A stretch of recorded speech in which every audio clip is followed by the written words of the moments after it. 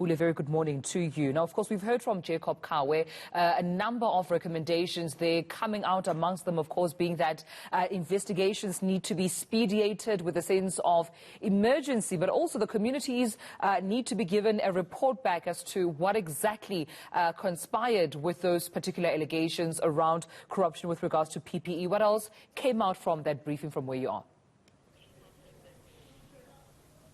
Well, a very good morning, Dumela. And furthermore, what we do know is that the presidential spokesperson, of course, Khusela Diko, and of course, Health MEC Bandile Masuku and his wife be subjected for a provincial integrity committee. Well, they'll have to give a report as to what had transpired. More importantly, again, for them to take a leave of absence for the next 3 to 4 weeks while these investigations take place. But most importantly, what is also discussed here is the issue of Eskom as well, and how there's been a lot of poor cuts in the Gauteng province and how municipalities are owing. But to give us more around that, of course, is the Provincial Secretary, Mr. Jacob Kawe, joining us this morning in ENCA.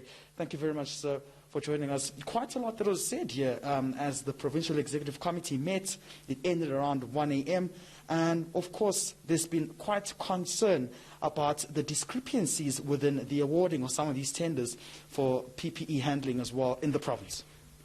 Now, we did receive the report when we asked for it as the ANC as to what would have really happened in the department. And one of the discrepancies which necessitated the investigation was the fact that one person would sit behind the desk and call companies and they make a determination whether this is the right company or not right company. We think that it's something strange, and that's why the ANC is calling for a speedy investigation by the SIU, and that we would really appreciate if the Premier, within a period of 4 weeks or a month, to come back to the people of Gauteng and to the ANC with the details, whether verify, confirm, or give a different story of this. But if this indeed happened, this is quite a shocking that in a province like Gauteng,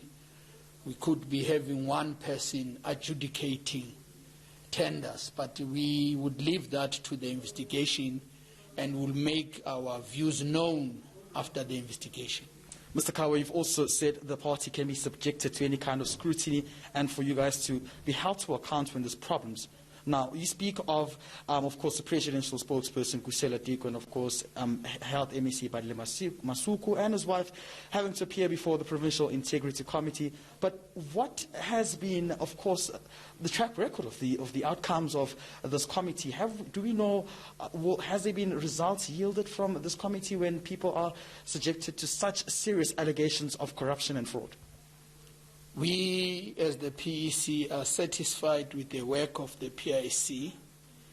It's a collective of senior leaders of the party and people who really take serious the task given to them. Not so long ago, as a reminder, the Integrity Committee would have had an engagement with Comrade Jeff Makubu, and the Integrity Committee helped to clear Comrade Jeff and to ensure that we did not appoint somebody with corruption as a mayor of Johannesburg.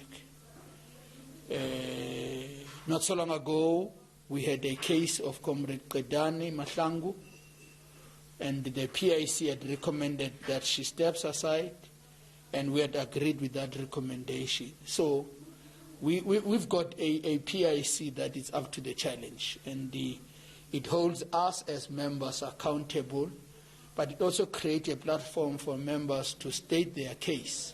And we are satisfied as a PC so far with the performance of the Integrity Committee. Maybe just before I wrap and throw it back to my colleagues in studio, just two last questions. There have also been concerns around the CFO, Kabelo Lehlonyana, who resigned abruptly during this killer pandemic as well, raising eyebrows. And two, once again, the Royal Bata Projects company saying that they cancelled the contracts. But there isn't evidence of a letter that was given, and you yourself, sir, confirmed that that letter wasn't given at the PEC.